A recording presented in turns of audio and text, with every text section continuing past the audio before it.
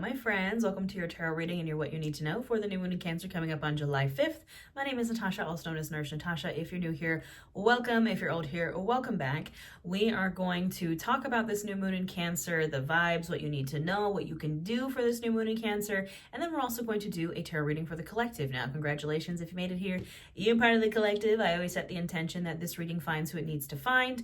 And yeah, if you would like to come be part of my collective, you can hit that subscribe button. I put out full free yoga classes and tarot readings for every new moon and full moon. I also put out full free weekly astrological forecast tarot readings and yoga classes for the collective.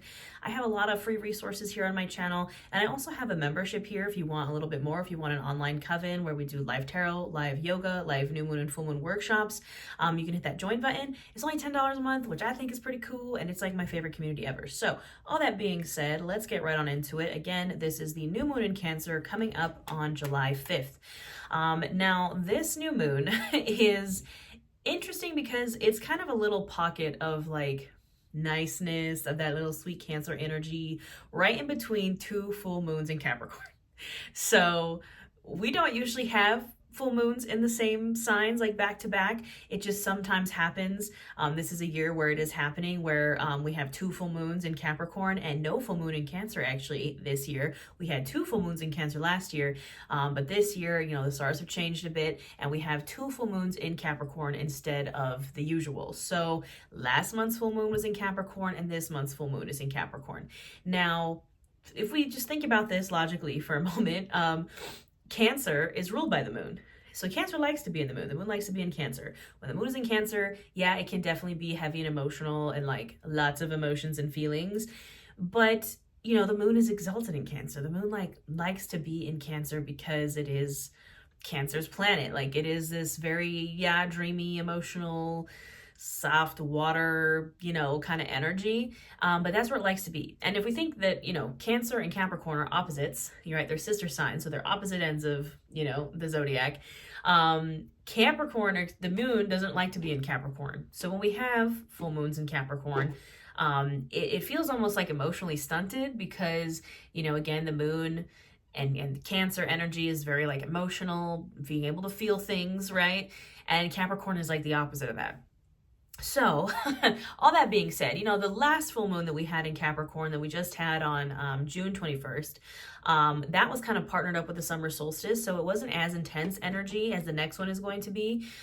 You know, that one was a little bit more kind of energizing. It was all really about like Capricorn energy, recommitting to your goals, hard work, summer solstice, vitality, you know, reinvesting in yourself, that kind of vibe, and releasing anything that was like kind of blocking you from your goals. But then Saturn went retrograde and Capricorn is ruled by Saturn, or excuse me, Saturn is ruled by Capricorn. So now moving forward into this next full moon in Capricorn, we have a Saturn retrograde. We also have a Neptune retrograde. And so this upcoming full moon in Capricorn is going to be a little bit more intense. The first one was kind of like a precursor, like a test, a first chance for us to kind of get our shit together, you know. And this next full moon in Capricorn is like, okay, like, you know, Big Daddy Saturn, Big Daddy Karma is here. He is retrograde in Pisces. We have another full moon in Capricorn. Your stuff should be together. And if not, you know, if you haven't been doing your work, Saturn retrograde is a little scary. But if you have been doing your work and you know for a fact that you have been working hard and you've been doing your thing, don't worry about it. Don't stress about it. Saturn retrograde and Neptune retrograde or not, I don't think any retrograde is like terrible, bad, awful energy. You know, they're frustrating, sure. But retrogrades are just, you know, times of reflection, of re-going through things, revisiting things, depending on what planet's in, what sign it's in. But it's just kind of a chance for us to reflect and redo and reevaluate. So I wouldn't be as terrified of retrogrades as everybody wants to like fearmonger them as, but yeah, so we have those, and they're both in Pisces. Both of these retrogrades are in Pisces, which again is another water sign energy. I'm a Pisces, you know, and it can feel kind of, it's weird because it simultaneously feels really dreamy. You know, again, with this also new moon in Cancer, your dreams might be dreaming, might be having some crazy dreams. As a Pisces, I always have crazy dreams, but even then they're kind of even a little bit more intense right now. So you might be having some funky dreams. You might just be feeling this weird, like foggy energy. Examples of this would be like, it's my brain is just not functioning. Like, I am so foggy. I tried to put, so like when I make, I'm like weird and I microwave my turkey bacon. I know some of y'all will come for me, but it gets the bacon as crispy as possible. So for breakfast every morning, I make a breakfast sandwich with turkey bacon and some eggs. And I like set up my turkey bacon, and instead of walking it to the microwave, I went to put it back into the fridge. Like, the fridge was a microwave, and I was like, what am I doing? And then another example of that is I made a video. I did a nail vlog. If you follow me on Instagram and TikTok, I just recently changed my usernames there. I made a nail vlog kind of explaining my new name, which is just my full name, Natasha Jade Rasilko. So if you're wondering where I went on Instagram or TikTok, I just changed my username. It's fine. I'm having a lot of issues with Instagram about my verification. It's a long story. But anyways, in the nail vlog, I was like, I was just on retreat in Joshua Tree, and I wasn't. I was in Sedona. Like, but my brain was like, Joshua Tree. So it's like that brain foggy, like, your brain is just like not. It feels very dreamy and very foggy, because, you know, that's kind of the Pisces vibe. So anyways, where was I going with all this? Basically, it's like we feel that type of way, but then also with the Saturn and Neptune retrograde in Pisces, it's really about leveling up and bringing those dreams into reality. So, you know, a lot of energy is happening this week. We also just had Mercury move into Leo. And if you want updates on like literally every week of what's happening astrologically, I post those on my channel literally every week. So hit that subscribe button, you know. Anywho, so all that sets the stage for this new moon in Cancer. I know I've been rambling for a hot minute. Take a drink of water if you're listening. We gotta tap into that water energy, you know. Stay hydrated, my friends. So all that sets the stage for this new moon in Cancer. New moons are about manifesting, setting intentions, setting goals. Cancer energy, emotional, water energy, home, family, friends, relationships, love, nostalgia. So this is a great time to set intentions around all of those things, around those wildest, you know, wishes, dreams that you want to come true. I'm hearing When You Wish Upon a Star. I think that song from, is it from Pinocchio? I can't remember. But that's kind of the vibe. Honestly, the Pinocchio, the fairy godmother in Pinocchio, that's Cancer energy. Anyways, I'm just looking at my notes. I take a lot of notes for all of these. You know, I really dive deep into the astrology. You know, we have, like I said, Cancer is ruled by the moon. Cancer in the tarot is the chariot, which honestly doesn't really seem like two Cancer vibes. Like, when we think of Cancer, again, we think of the moon. Most people think that the moon in the tarot is ruled by Cancer. It's actually ruled by Pisces, but Cancer in the tarot is the chariot, which is rapid forward movement, my friends. So it's time to move forward, especially with that Saturn Neptune retrograde in Pisces. No more living in the past, no more living in your dreams. It's time to step into that, into reality, right? I wrote, yeah, love, friends, love twice. No, home, friends, love, self-care, emotions. Yeah, that's pretty much what's going on with this new moon in Cancer, my friends. So again, I'll have a full free yoga class here as well on my channel to tap into that energy. I'll be doing a workshop here in my membership. I have a moon magic guided journal that has prompts and spells and rituals for the new moons and the full moons, and a little bit on every moon cycle, every moon phase. That is available. Everything I offer will be linked in the description box below. I do personal readings. I just opened up some of those. I host witchcraft and wellness retreats in Salem. But anyways, let's get into this tarot reading. I'm trying to think if there's anything else I wanted to say about this new moon. I'm excited for it. Like I said, it's a nice little soft, sweet little loop in between these Capricorn full moons. And I also just got this new deck. It's called the Ethereal Visions Tarot, the Luna edition. Cancer vibes, obviously. It's the moon edition, but I love it. And I haven't felt this connected to a deck in a really long time. So that's what I've been using. So let's get this reading started. Would you look at that? Would you just look at it? Great start. A Nine of Cups and the Ace of Swords. Absolutely. I was doing a live reading last night in my membership, and I was doing one card personal readings for my members, and the Nine of Cups came out twice, like on two separate occasions for two separate people, which is wild when you think about that statistically. And look at how beautiful this deck is. We have the Nine of Cups and the Ace of Swords, which is like perfect. The Nine of Cups is wish come true energy. Like what I literally said, when you wish upon a star. That's literally the vibe.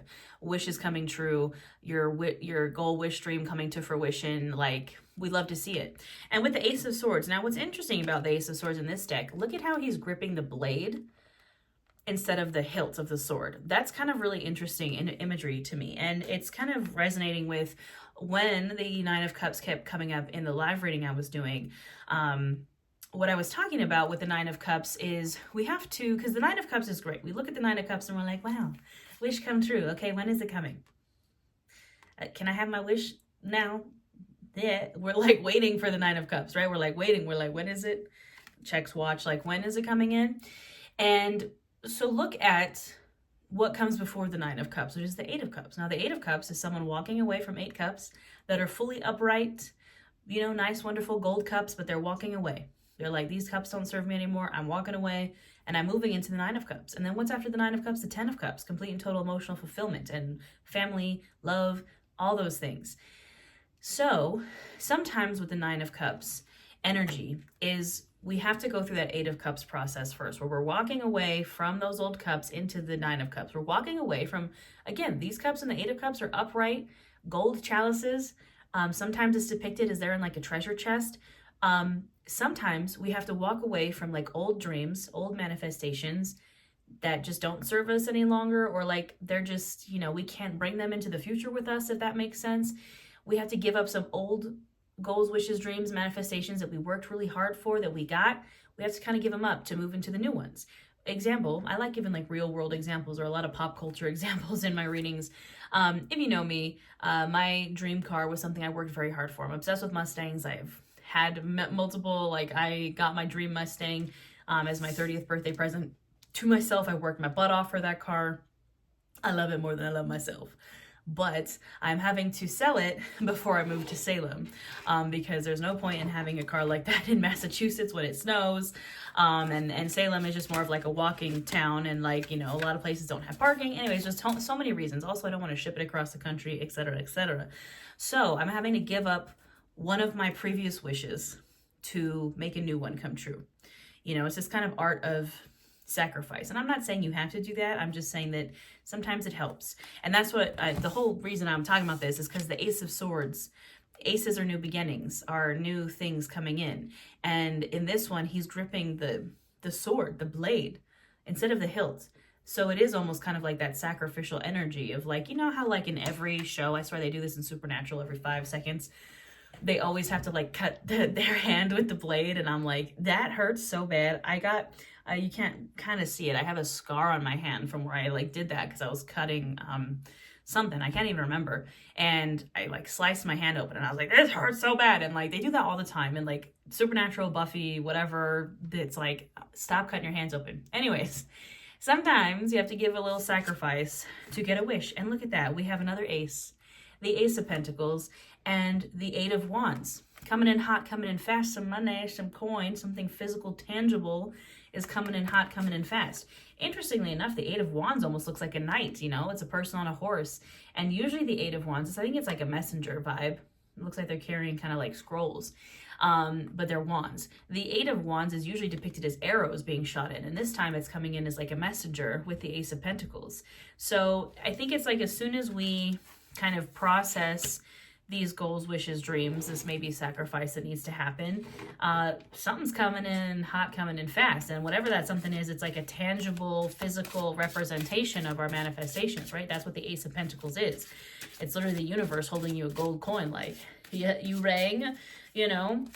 And like I was saying with the 9 of Cups, it's like we're waiting on the 9 of Cups. Like, when is it coming? Like, when is my wish come true coming? And with the Ace of Pentacles and the 8 of Wands, it's like, it's coming soon, you know, which, you know, we love to see.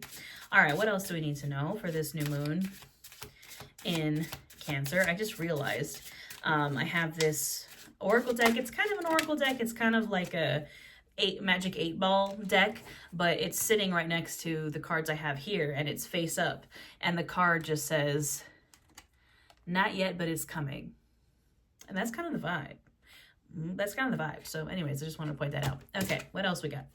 The Emperor. Yes, absolutely. Aries energy.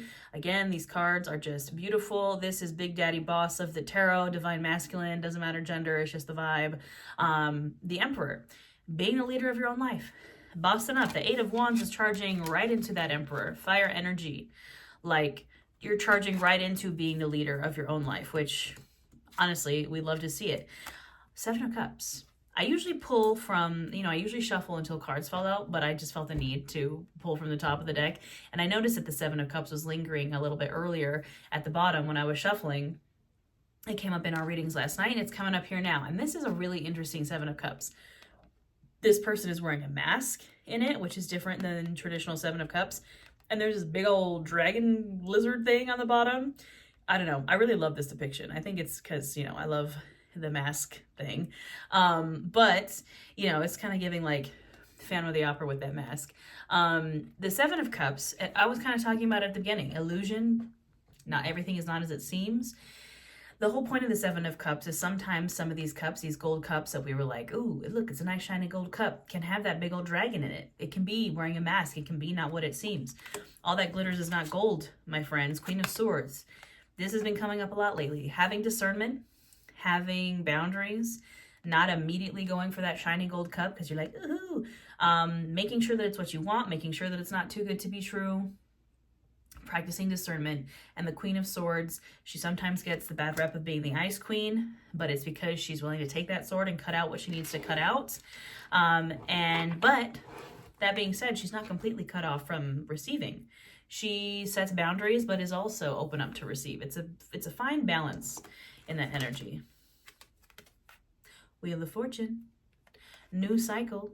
I mean, a new moon is literally a new moon cycle. So like we know, but the Wheel of Fortune in major arcana, the only two major arcanas we have here, the Emperor and the Wheel of Fortune, new cycles abound of being the boss of your own life, of being the leader of your own life, a change in fortune, the spinning of the wheel that keeps spinning whether we like it or not. You know what I mean? Nine of Wands, Three of Swords, and the World. Would you look at that? Right in between, we have two cards of cycles ending, right? The Wheel of Fortune is the middle point. And you know what I just realized is we're actually at the middle point of the year right now. The Wheel of Fortune is the middle point of the major arcana, and the World is the end. So the major arcana in the tarot starts with the Fool. The entire tarot is the Fool's journey. The major arcana are the major events. The minor arcana are the minor events. And ends with the World. And the Wheel of Fortune is the perfect middle between those. And so it's like the things that are separating us from the Wheel of Fortune to the World, the like kind of halfway point to the full circle completion, is the Nine of Wands, literally a card that says almost there. Think of the Nine of Wands is that the song Almost There from Princess and the Frog, where Princess Tiana is like singing, she almost has her restaurant, but not quite. And the Three of Swords, heartbreak, loss, breaking up, losing people, places, things, energies, three swords in your heart. That's what's separating us from like the kind of halfway point from the major kind of conclusion or the major like cycle, the really big kind of like change in fortune, the really big cycle ending, the really big full circle moment. There's some things we need to get through first, but we're almost there, and I'm not mad about it. Let's get one more. I'm like, who is it? Nine of Swords. Okay, maybe another one. The Well. So this deck, interestingly enough, all tarot decks have the same 72 cards, same minor arcana, same major arcana. This deck actually has two that are unique to this deck, so 74 cards instead of the 72. This card is not in all tarot decks, and it is the Well. And it's like the Nine of Swords. You can see, look at how stressful this card is. It's like this person's waking up from a nightmare. There's all these like creepy ghost things like pointing and laughing and reaching out to her and being scary. The Nine of Swords is a card of anxiety, nightmare, stress, etc. With the Well, that I kind of pulled this card last night, and I had to look into the meaning of it because again, it's not in all tarot decks. It's kind of like Empress energy. It's about creation. It's about reaching into that well, to create things, to find like something that brings you joy that's based in creation and not really attached to anything else. So if you find that you're having nightmare, stresses, anxiety is about, we're waiting for this cycle to be completed. We're waiting for that Nine of Cups to come in. Focus on the Well, creating what you can, doing things that you enjoy, doing things that you love. Again, new moon in Cancer, like focus on love, whether that's people, places, things, energies, hobbies that you love, that's what you need to focus on to have that full circle moment. All right, we're going to pull just a couple oracle cards from like the most Cancer oracle deck I have, which is Believe in Your Own Magic by Amanda Lovelace. It's a really beautiful, like kind of nostalgic, just like Cancer energy, inclusive oracle deck. I really love it. So let's just pull a couple.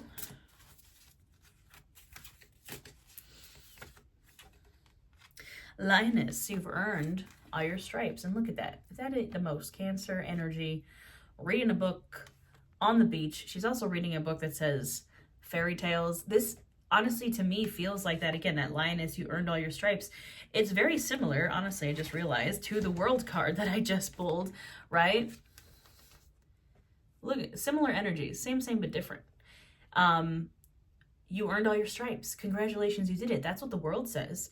Like, give yourself credit where credit's due. That's also what the Saturn retrograde is all about, is acknowledging how far you've come, acknowledging where you have leveled up, where you've graduated.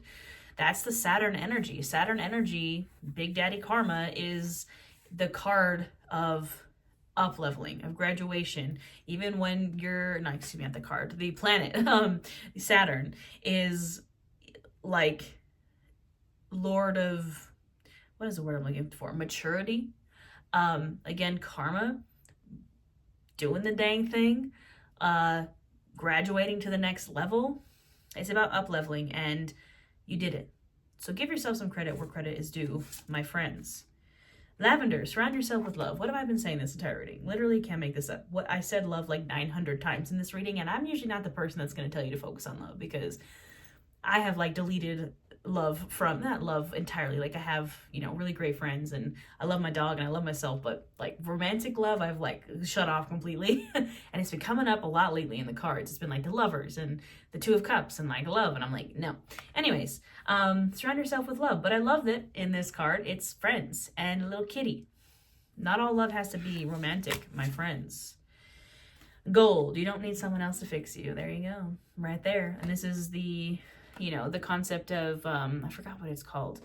I think it's kintsugi, but I could be wrong about that. The Japanese practice where they fix broken pottery and stuff with gold. That's kind of what's happening here. Also, I just love the people in these cards. You don't need someone else to fix you. You got this yourself. You know, that's not where we should be moving. Like, that's not moving from love. If you're seeking out someone else to fix you, that's not moving from love. We want to move from a place of love, whether it's friends, family, relationships, whatever. We want to move from a place of love. And I just realized at the bottom of the deck, we have this card that says Voyage. You already have all the answers. Lots of like water imagery too on these cards, very similar. Like we got kind of the mermaid whale tails in the background of both of these. And this one says, you've earned all your stripes. You already have all the answers. Again, it's kind of like a vibe of like acknowledging how far you've come, how much you've grown, how much you learned, how much experience you have under your belt. You know what I mean? As you're coming to this end of this cycle and the start of a new cycle, like it shouldn't be as scary to up level because you've done it. Like you have all the experience, you have all of the answers, you have all the tools you need, you've earned all your stripes, you're ready, basically is what this is saying, is you're ready. A lot of the times, man, your manifestations don't come through like that. You're like, when is this 9 of Cups coming in? Like, I've been waiting for my 9 of Cups. I've been pulling the 9 of Cups a lot. Like, it keeps saying wish fulfillment, wish come true. When is it coming in? Sometimes it takes quite some time for that to come in because you were not ready. You were not ready. And the universe knows that, and unfortunately we don't. But I would say, based on this reading, that we might be ready. If not now, then soon. I'm just gonna see if, again, this deck is kind of like almost a magic 8-ball deck where it does have like yes or no cards, but it also has some other cards like kind of sprinkled in there. And I just want to see, out of curiosity, what's going to come out. And I'm like, if it just says no, I'm going to be like, okay, Magic Conch, calm down. It literally says nope at the bottom of the deck. Ask an ally. Friends, phone a friend. Step back and reevaluate, okay? Trust you already know. Literally, again, you earned all your stripes. You already have all the answers. Trust you already know. Whatever it is, you already know. There's no reason, like, again, it says like ask an ally, step back and reevaluate. Like, if you feel like you're not ready, or you feel like you've been waiting and waiting and waiting for these manifestations to come through, not yet, but it's coming, right? That was the card at the bottom of this deck before I even started shuffling. Ask a friend. Your friends probably know. Your friends can tell you how far you've come. The people you love can be like, hey, you've really done a great job. You've come so far. You can step back and reevaluate yourself and be like, hey, wait a minute. I have actually, sometimes when I take myself out of the equation, I step back, I'm like, holy crap, I've done so much. It's really weird. And trust you already know that it is coming, and that you know what your wish is. You know, you can feel, right? You can feel when you're coming, when you're ready. You know, it's very high priestess vibes. So that is what I will leave you with today, my friends. I hope you have, literally, I can't make this up. I just split the deck just because I was like, I'm curious. Not yet, but it's coming. Again, for the second time. Not yet, but it's coming. Patience, my young Padawans. It is coming. We're just almost there. We're almost there. So I hope you have a wonderful new moon. If you would like to channel this energy physically, we're going to do some moon salutations in the yoga class. That will also be here free on my channel. Again, if you want live yoga, live tarot, live workshops, come join my membership here, or just hit that subscribe button for free. I will always put out free content. Also come join me over on Instagram and TikTok. I did just change my username there, so it's my full name, Natasha Jade Rasilko. I will be staying Nourish Natasha here on YouTube and on Facebook, just because it's such a process when you have to change your name and you rebrand. It's hard. I did lose my verification on Instagram, which is so frustrating. It's been a hassle. And now all the scammers are starting to pop up out of the woodwork again. So it's just, anyways, it's fine. But if you'd like to find me on those platforms, that's where I will be. Everything I offer will be linked in the description box below. And again, I hope you have a wonderful new moon in Cancer, and I'll see you next time.